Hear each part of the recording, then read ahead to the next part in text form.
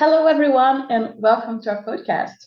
I'm Danny, and today Great.com talks with Catherine Jones, the co director of Outreach and Partnership Development of the Campaign for the Fair Sentencing of the Youth. If you haven't heard of it yet, the CFSY's mission is to promote fair and age appropriate sentencing practices that recognize the potential for growth and rehabilitation in youth. But before we begin, remember, if you're new here, press subscribe on YouTube or in your podcast app. Hi, Catherine, and welcome. Hi, Danielle. Nice to meet you. I'm so excited to be here. Well, nice to meet you too, and thank you so much for taking time and talking to us today. I'm really, really looking forward for this conversation. I feel like this is very, very important topic and a topic that I honestly don't know that much about. So I think we should begin today by understanding more the issues around sentencing young people in the United States. What is the situation that you're facing right now? That we are currently the only country that will sentence a child to life imprisonment, or what we call a death by incarceration sentences, which means from the age they're sentenced, 13, 14, 15 on up, that these children will spend the rest of their lives in prison. They will never see um, free world again. And that is wrong on so many levels. It goes against brain science, which says children have a capacity for change and rehabilitation uniquely than that from adults. Their brains are still developing and they're not beyond redemption, yet we don't offer that opportunity for redemption and second chances when we sentence our children to die in prison, and they're sentenced as adults. So they're not doing this time in a juvenile facility where a lot of rehabilitative services are offered, but instead sent to adult facilities and held accountable as adults, even though they're just children. And that's wrong on so many levels. When you think about the fact that you can't vote until a certain age, you can't drive, you can't buy alcohol, you can't serve in the military because you're not mature enough to make those type of decisions. Yet, when a child commits harm or commits a crime, we automatically take away their rights as children. They're not children anymore. We label them as adults, and that they made the decisions with an adult mindset, which is contradictory, and it feeds that false narrative that leads to the laws that allow this to happen. Well, this is actually crazy contradictory if you really stop to think about it. And I keep thinking of the whole thing, right? Because there is a process that must be like just breaking to go through it and be processed as an adult. And then you go through it, and then your family and your own health, everything's like in jeopardy. And then if we eventually get out, you ended up of it pretty broken. So how exactly do you approach this problem? How are you trying to solve or at least reduce this impacts and this huge problem that you're facing? Well, the truth is, what makes us as successful in what we do is that we allow people that have been through the system to lead the work within our organization. I personally am one of the extreme sentence children. I was 13 when I went into the adult from the prison system. I served 16 years and 8 months. I came home at the age of 30. So who better equipped than people like us to say this is what was wrong. These are the challenges I face when I come home, and this is how I think that we need to fix it. And also having the passion to now advocate and fight for those that we left behind. You're not going to find too many people that can match that level of fight. Although we do have some amazing champions and allies on our team that have never experienced the criminal justice system, that advocate just as hard, if not harder, than we do. Our founder, Jody Kent Levy, for example, like you've never seen a champion like her, but that anyone that wants to be on the right side of history, that wants to rectify this issue, that can meet and be proximate to people like myself, Xavier, Eddie Ellis, the other people that are directly impacted, and see how resilient and amazing they are, how dedicated they are to healing the communities they've harmed. Um, you have no choice but to get involved in the fight and say, we need to stop this from happening, because we're living proof. of what it looks like when you get a second chance, that we can come out here and be successful and are adding to the value to our communities and the families and not taken away from it. But as long as we hear that false narrative in the media being used, that's our challenge. That's what we're fighting against. And we're equipped to do that because you can't deny when you look at us that we've come home and we've made a positive impact on society. That's really incredible, and thank you so much for sharing your story with us. I love to hear it, and I also think about how big of a statement it is for the work that you do in there. And it's not just like, I think empathy goes just goes so far, right? You need to Mm-hmm. have the experience to fully impact change, I believe. And with that, the work that you all are doing at the campaign now, it goes through advocacy, as I understand, like legal. You create partnerships. You also work with public education. It's really big, and you're still able to offer some support for the families, right? Yes. Which programs could you tell us more about these programs that you have going on right now? Yes, this is always the hardest part of the interviews because it's so much. You would never think that we had a staff of like less than 30 because of like the amount of work that we do and the scope of it. First and foremost, there's the legal and advocacy work where we're going state by state, um, fighting to push bills and legislation that bans this practice. And we've been successful that over the half of the country right now has banned in the 10 years since we've started, have banned life without parole sentences for children where there's some type of mechanism for reconsideration and release. There's now 37 states that have either banned or they have no one serving life without parole sentences. And we have also engage with corporate partners to try to create an opportunity to thrive for people who have been gone and disappeared for decades that are now home because of our work. We're going to touch 1,000 releases this year. And so we have 1,000 people that have come home that missed the tech age, that were separated from their families. Many of them lost family members, and of course, have experienced the trauma of decades of incarceration. And so we work with corporate partners to provide them with things like tech literacy, financial literacy, learning to create a personal budget, how to open a bank account, um, fair chance hiring to work with them to get them employed, not just at entry level minimum wage jobs, but where they have the opportunity to create a career. We've done classes on retirement of 401k and just some of the things that make us so nervous when we come home, how to file your taxes, how to answer an email, to create an attachment to an email. We also, and that's where Hire ICANN came in. We wanted to highlight our ICANN members, the skill sets that they learn while they're incarcerated. I mean, you would be like appalled at the skills that they've learned, both soft and hard skills, the work that they've done to better themselves and rehabilitate themselves, and they're ready to come home, ready to hit the ground running, and they have that barrier to employment because of their conviction. So we do a lot of work around fair chance hiring. We also have a heart-to-heart conversations group that was founded by myself as in the umbrella of the campaign to support female identified extreme sentence children because there's a lot of unique challenges for women that have served decades in prison. And so we wanted to make sure that we address that on our equity journey.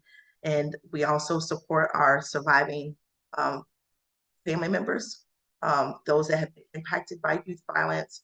We do take a restorative justice approach, recognizing that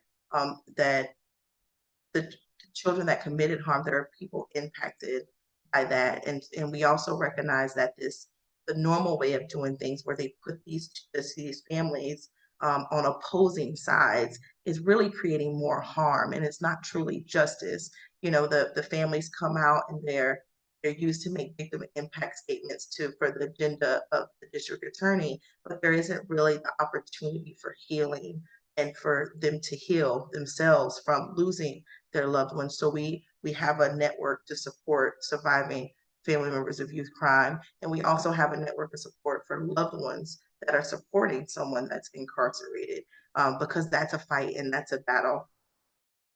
to see your child, your nephew, your sibling incarcerated and going through um, the abuse and the trauma of incarceration while you're outside trying to move on with that hole in your family. So we offer support to them as well to help them heal and move on, especially knowing that we're fighting for them to one day come home and that's the family they're going to step into. So that's how I work in a nutshell.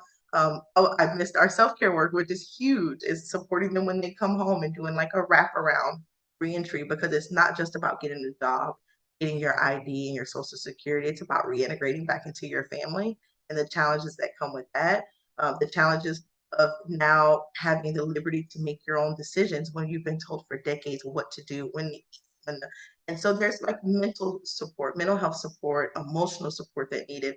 And what I learned through my own transition is how important it is to have a community of people who have experienced the same thing that have gone through the transition to help you and lead you through that transition. It was my connection with the ICANN network a month after I came home that really helped get me to where I am now because you go through an identity crisis. I didn't know. I knew who I was as an incarcerated woman. I didn't know who I was as a free woman. And the reality of freedom was totally different than my fantasy. I thought that when I came home, my time is served and I can just start my life, not recognizing that I would be hit in the face of the reality that society now sees me as a convicted felon. And so employment, even getting life insurance requires a background check. And so I received a lot more no's than I did yeses when I came home. So we try to cushion that and advocate for those no's to turn into yeses and how to deal with those no's when they happen. I think your testimony here today just highlights how harsh society is towards people that have been incarcerated, right? Not just the system, but when you get out, it feels like you just don't have a shot. And it's crazy, and it shows how vital is the work that you guys are doing there to, as you said, help cushion this transition, right? It is highly important. I want to talk briefly about also the campaign that we have mentioned before recording here. That is, no child is born bad. I loved it, and I think we should talk about it a little bit today. Introduce it to That us, please. that was birthed by our executive director, Xavier McOlarte, and it was like a hashtag we used for a convening one time, and it really embodies like the work that we do. Is that no child is born bad, no child grows up and says, I want to commit harm, I want to commit crime, I want to be a part of a gang. A lot of those decisions are made based on like systemic issues, poverty, it's also based on trauma. Over 80% of all juveniles that have been sentenced to life has experienced physical, sexual abuse, and those type of traumas lead to the bad decisions they were made. And we remember when there was the war on drugs, when many of male figures were taken out of the households, and you had moms working two jobs to support their families when they came home. The epidemic of youth incarceration is a direct result of all those the systemic racism in our country. You see that most of our over 80% of our youth that are sentenced to death by incarceration are Black and Brown children, and it's not because our Black and Brown children are having worse behavior or they're the ones that make the bad decisions. It's that it's designed. The system is designed where there's a concentration of our Black and Brown youth that those tough on crime laws have been passed. And they are looked at by the criminal justice system as more mature, more aggressive, more adult. So, and we have to fight those systemic issues that resulted in the incarceration or the decision being made to begin with. And so, to say that no child's born bad reminds people that pro-life doesn't stop once the child is out of the womb. Because you hear that from both sides. We have to care about our children once they're into this world, and that we are responsible as community for creating safe environments that they're loved and they're nurtured. And it's not it's not the child. There's always a backstory. It's not just about what happened that moment when that decision was made, but why is even more important, I believe, because until we address the why, it's going to continue to happen. And so until we address poverty, until we address the the separation of family, of these broken families, until we address those issues of trauma and sexual abuse and physical abuse and provide mechanisms for healing and support in those areas. The rest of it is kind of irrelevant because all we're doing is putting a Band-Aid on it. So the work is important, but it's going to continue to be that work if we don't address the underlying issues that caused it. Absolutely, and I think this is the beauty of this campaign, honestly, to highlight all of those things. For everyone listening, just to make a quick pause here, we just try to touch some base of the work that they do, but as Catherine pointed out, it's a huge structure. So I truly encourage you to get in touch with them and go to their website, which is cfsy.org. You can find the link on the description of this episode on YouTube and in your podcast app. And Catherine, I really want to know about this structure that you have because it's massive. And I keep wondering, how is it funded? How do you keep it up? And you said that it's only 30 people. This is crazy. Well, we of course are a nonprofit. So from individual donors, foundations, and people that want to support the work, that are just passionate about the work, both those that are directly impacted, those that aren't. We host fundraising campaigns on our social media, and we have generous donors that often match that.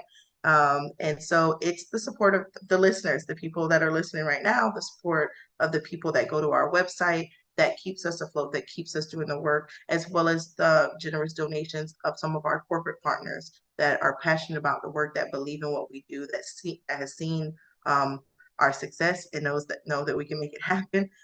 So we couldn't do the work without the funding of our community, and that know that treating our children like this is wrong and that it's barbaric. And also offering opportunities to be proximate to our people, a huge way to support it, because a lot of people don't know. You said, I didn't even know this was an issue. And a lot of people think that, like, they didn't know we treated our children like this in America. Like, how could we, when there's third world countries that don't treat their children in this fashion? And so we like to educate, and having the opportunity to be on podcasts like this is something we're so grateful for, because it lets people know the issue, and how it's affecting us as a whole in society. That's really wonderful, and thank you so much for joining us today. I loved talking to you. I learned so much, and again, I encourage people to go to your website, donate, or even volunteer. Try to see how they can advocate. Well, thank you. I really loved this conversation today. Thank you so much, Danielle. So happy to be here. It was a pleasure, and to everyone listening, also thank you so much for staying with us for this episode. And remember, if you enjoyed it, press subscribe on YouTube or in your podcast app, because that shows the algorithms that this is an important conversation, and more people can learn about the importance of the campaign for the fair sentencing of youth. Again, go check the website, cfsy.org. And well, see you at the next episode. Bye.